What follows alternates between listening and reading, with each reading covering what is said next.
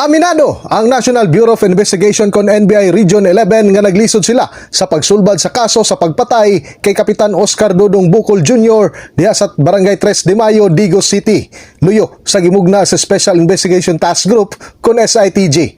Kini ang gibutyag ni National Bureau of Investigation 11 spokesperson Eli Lianio Jr. Sanglit wala pa'y testigo sa maong krimen, kiniluyo sa gitanyag nga reward nga kapin 5 million pesos. Ordinaryong kriminal lang to with the pot money of 5.5 million. Sinusuka na yan kung ordinaryong tao lang yan, kung ordinaryong killer lang yan.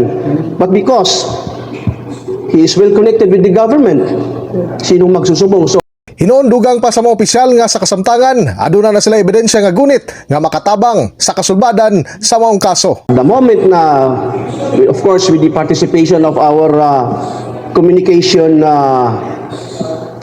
company, our communication service provider, so we can get some possible lead in this particular case.